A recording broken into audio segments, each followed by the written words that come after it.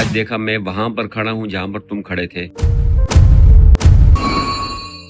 جب نبی اکرم صلی اللہ علیہ وسلم کو ہجرت کا حکم ہو گیا، اللہ تعالیٰ کی طرف سے اجازت مل گئی، تو نبی علیہ السلام خانہ کعبہ کے اندر گئے 2 رکعت نماز پڑھنے کے لیے، جو کہ اس وقت خانہ کعبہ کا نگران تھا جس کا نام تھا شیبی۔ وہ کنجیاں، وہ چابیاں اس کے پاس ہوا کرتی تھی۔ تو نبی اکرم صلی اللہ علیہ وسلم نے اس سے کہا، مجھے تم تھوڑی دیر کے لیے اجازت دے دو، خانہ کعبہ کا دروازہ کھولو تاکہ میں اندر جا کے 2 رکعت نماز پڑھ سکوں۔ اس نے آگے سے ڈانٹنا شروع کر دیا اور منع کر دیا کہ نہیں، میں اجازت نہیں دوں گا، آپ نہیں پڑھیں یہاں پر۔ تو نبی علیہ السلام نے دوبارہ پھر اس کو ارشاد فرمایا کہ مجھے صرف 2 ہی رکعت پڑھنی ہے، 2 رکعت کی مجھے اجازت دے دو، 2 رکعت میں پڑھ لوں گا، میں چلا جاؤں گا۔ لیکن اس نے نہیں دی۔ آخرکار نبی اکرم صلی اللہ علیہ وسلم نے اس کو کہا، دیکھو آج تمہارا وقت ہے، لیکن کل انشاءاللہ میرا وقت ضرور آئے گا کہ جہاں پر اب تم کھڑے ہو وہاں پر میں کھڑا ہوں گا، اور جہاں پر میں کھڑا ہوں وہاں پر تم کھڑے ہوگے، اور پھر اس دن دیکھنا اس دن تمہارا کیا حشر ہوگا۔ تو وہ کہنے لگا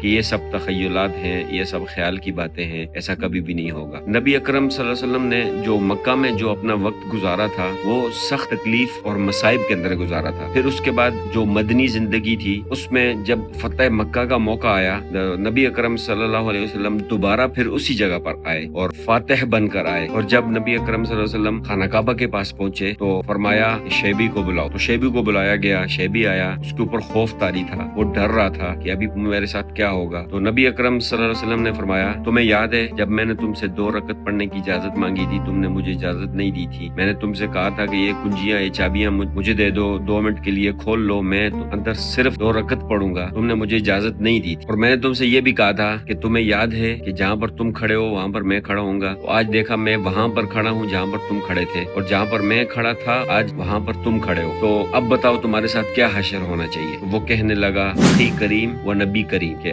آپ مہربان اور کریم نبی ہیں، جو کہ آپ میرے بھائی ہیں اور آپ مجھے معاف کر دیں گے۔ تو نبی اکرم صلی اللہ علیہ وسلم نے اس کو معاف فرما دیا، اور پھر وہ چابیاں، وہ کنجیاں دوبارہ اس کے حوالے کر دیں، اور اس کو کہا کہ جاؤ، یہ تمہاری نسل در نسل ہمارے پاس ہی چلتی رہیں گی۔ تو وہ آج بھی وہ شیبی خاندان ہے جس کے پاس نبی اکرم صلی اللہ علیہ وسلم نے جس خاندان کو چابی مرحمت فرمائی تھی، وہ چابیاں آج بھی اسی خاندان کے پاس چل رہی ہیں۔ تو آپ سوچیں کہ نبی اکرم صلی اللہ علیہ وسلم نے بدلہ نہیں لیا، اس سے انتقام نہیں لیا، انتقامی کارروائی نہیں کی اس کے ساتھ، بلکہ نبی اکرم صلی اللہ علیہ وسلم تو اخلاق کریمانہ اور خلق کریم، خلق عظیم تھے، کہ اپنی محبت، شفقت اور اپنے جو اخلاق تھے ان کی وجہ سے اکثر لوگ صرف اخلاق کریمانہ کی وجہ سے رعب اور دبدبے میں آ جاتے تھے اور اسلام قبول کر لیتے تھے۔